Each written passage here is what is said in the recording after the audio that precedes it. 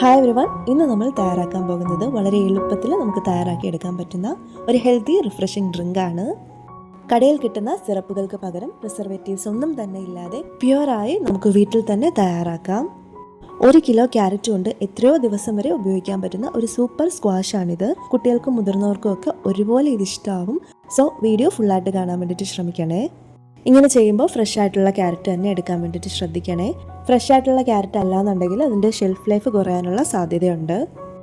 Carrot ഞാനിവിടെ കഴുകി വൃത്തിയാക്കി പീൽ ചെയ്തതിന് ശേഷം ചെറിയ പീസസ് ആയിട്ട് കട്ട് ചെയ്ത് വെച്ചിട്ടുണ്ട്. പെട്ടെന്നൊന്ന് കുക്കായിട്ട് കിട്ടുന്നതിന് വേണ്ടിയിട്ടാണ് ചെറിയ പീസായി കട്ട് ചെയ്ത് വെച്ചിട്ടുള്ളത്. ഇനി നമുക്കിതൊരു പ്രഷർ കുക്കറിലേക്ക് ഇട്ട് കൊടുക്കാം. ഇതിലേക്ക് ഇനി 1 ഗ്ലാസോളം വെള്ളം ചേർത്തതിന് ശേഷം നമുക്കിതൊന്ന് മൂടി വെച്ച് ഒരു വിസിൽ വരുന്നത് വരെ ഒന്ന് കുക്ക് ചെയ്തെടുക്കാം. ഇത് ജസ്റ്റ് ഒന്ന് സോഫ്റ്റായി വന്നാൽ മാത്രം മതി, ഓവർ കുക്കായി പോയത്. അതുകൊണ്ടാണ് ഒരൊറ്റ വിസിൽ വന്നാൽ മതി എന്ന് പറഞ്ഞത്. ഇനി നമുക്ക് ജസ്റ്റ് ഇതിലേക്ക് ആഡ് ചെയ്യാനുള്ള ഇൻഗ്രീഡിയൻസ് ഒന്ന് റെഡിയാക്കി എടുക്കാം. ഇഞ്ചിയും നാരങ്ങയുമാണ് ഞാൻ എടുത്തിട്ടുള്ളത്. അതിൽ നിന്ന് ഒരു പീസ് ഇഞ്ചി എടുത്ത് നന്നായിട്ട് തൊലി കളഞ്ഞതിന് ശേഷം കഴുകി വൃത്തിയാക്കി നമുക്ക് മിക്സിയുടെ ജാറിലിട്ട് നല്ല പേസ്റ്റ് പോലെ ഒന്ന് അരച്ചെടുക്കാം. പേസ്റ്റ് പോലെ അരഞ്ഞു കിട്ടാൻ അല്പം ബുദ്ധിമുട്ടായിരിക്കും. അതിന് വേണ്ടിയിട്ട് ഒരല്പം വെള്ളം ചേർത്ത് കൊടുത്ത് അരച്ചെടുക്കാം, കുഴപ്പമൊന്നുമില്ല. അതുപോലെ തന്നെ ഇഞ്ചിയുടെ ഫ്ലേവർ ഇഷ്ടമല്ലാത്തവരുണ്ടെങ്കിൽ ഇഞ്ചി എടുക്കുമ്പോൾ അതിൻ്റെ ക്വാണ്ടിറ്റി വളരെ കുറച്ചെടുത്താൽ മതി. ഈ ജിഞ്ചർ ജ്യൂസ് ഇതിലേക്ക് ചേർത്ത് കൊടുക്കുമ്പോൾ നമുക്ക് സ്ലൈറ്റ് ആയിട്ടുള്ള ഒരു സ്പൈസി ടേസ്റ്റ് കൂടെ കിട്ടും. ആ ഒരു സ്പൈസി ആയിട്ടുള്ള ടേസ്റ്റ് ഇഷ്ടമല്ലെങ്കിൽ ഇഞ്ചി നമുക്ക് സ്കിപ്പ് ചെയ്യാവുന്നതേ ഉള്ളൂ. ഈ ഒരു സ്റ്റെപ്പ് നമുക്ക് ചെയ്ത് കൊടുക്കേണ്ട ആവശ്യമില്ല. ഞാനിപ്പോൾ ഇതാ ഇഞ്ചിയുടെയും നാരങ്ങയുടെയും ജ്യൂസ് എടുത്ത് വെച്ചിട്ടുണ്ട്. 4 നാരങ്ങയാണ് ഞാൻ ഇതിന് വേണ്ടിയിട്ട് എടുത്തിട്ടുള്ളത്. അത്യാവശ്യം നല്ല വലിപ്പത്തിലുള്ള 4 നാരങ്ങയാണ് ഞാൻ എടുത്തിട്ടുണ്ടായിരുന്നത്. നാച്ചുറൽ ആയിട്ടുള്ള ഒരു പ്രിസർവേറ്റീവ് ആയിട്ടാണ് ഇതിലേക്ക് നാരങ്ങാനീര് ചേർക്കുന്നത്. ക്യാരറ്റ് ഇപ്പോൾ ഇതാ നല്ല സോഫ്റ്റ് ആയിട്ട് തന്നെ വെന്ത് കിട്ടിയിട്ടുണ്ട്. ഓവർ കുക്കായി വെന്തുടഞ്ഞു പോയിട്ടൊന്നുമില്ല, നല്ല സോഫ്റ്റ് ആയിട്ട് തന്നെ അതുപോലെ തന്നെ കിട്ടിയിട്ടുണ്ട്. ഇനി ഇത് തണുത്തതിന് ശേഷം നമുക്കൊരു മിക്സിയുടെ ജാറിലേക്ക് മാറ്റാം.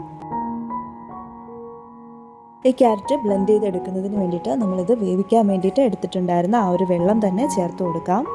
നമ്മൾ എടുത്തിട്ടുള്ള വെള്ളം മുഴുവനായിട്ടും ചേർത്ത് കൊടുക്കേണ്ട. ക്യാരറ്റ് നല്ല സ്മൂത്ത് പേസ്റ്റ് ആയിട്ട് ബ്ലെൻഡ് ചെയ്തെടുക്കാൻ പറ്റുന്ന അത്രയും വെള്ളം ചേർത്ത് കൊടുത്താൽ മതി.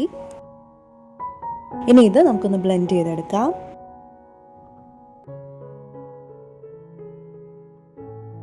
ഇതിപ്പോൾ ഞാൻ ബ്ലെൻഡ് ചെയ്തെടുത്തിട്ടുണ്ട്. ശേഷം നമുക്കൊരു ചുവട് കട്ടിയുള്ള പാത്രത്തിലേക്ക് ഒരു അരിപ്പയിലൂടെ നന്നായിട്ട് തന്നെ ഒന്ന് അരിച്ചെടുക്കണം. ഒട്ടും തന്നെ തരികളൊന്നുമില്ല എന്ന് ഉറപ്പ് വരുത്തുന്നതിന് വേണ്ടിയിട്ടാണ് ഇങ്ങനെ ഒന്ന് അരിച്ചെടുക്കുന്നത്.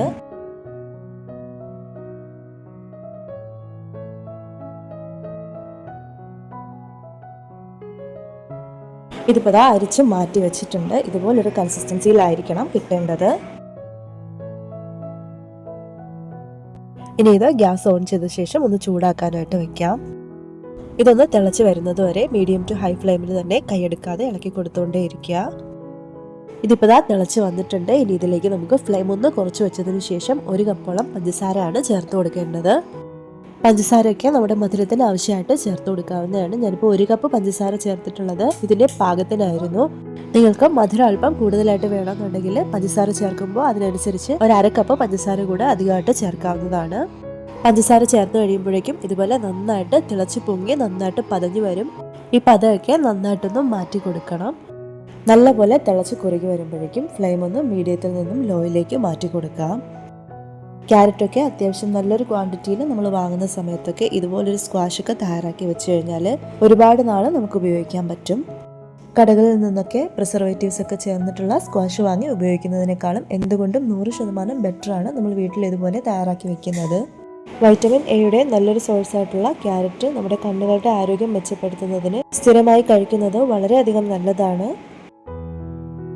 ഇനി ഇതിലേക്ക് നമ്മൾ നേരത്തെ എടുത്ത് മാറ്റി വെച്ചിട്ടുണ്ടായിരുന്ന ആ ഒരു ഇഞ്ചിയുടെ നീരുണ്ടല്ലോ, അതുകൂടി ചേർത്ത് കൊടുക്കാം. ഇഞ്ചിയുടെ ആ ഒരു റോസ് സ്മെല്ലൊക്കെ ഒന്ന് മാറി വരുന്നത് വരെ നന്നായിട്ടൊന്ന് ഇളക്കി കൊടുത്തുകൊണ്ടിരിക്കണം.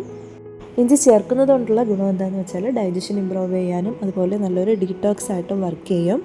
ഇത് ചേർത്ത് കൊടുക്കുമ്പോൾ ലൈറ്റായിട്ടൊരു സ്പൈസി ടേസ്റ്റ് ഫീൽ ചെയ്യും. ആ ഒരു സ്പൈസി ടേസ്റ്റ് ഇഷ്ടമല്ലാത്തവരാണെങ്കിൽ ഇഞ്ചി സ്കിപ്പ് ചെയ്യാം. വളരെ വേഗം തന്നെ ഇതുപോലെ നല്ലൊരു ഗ്ലൈസിങ് ഉള്ളൊരു കൺസിസ്റ്റൻസി ആയി മാറും. അപ്പോഴേക്കും നമുക്ക് ഫ്ലെയിം ഒന്ന് ഓഫ് ചെയ്തതിന് ശേഷം ഇതിലേക്ക് നാരങ്ങയുടെ നീര് കൂടി ചേർത്ത് കൊടുക്കണം.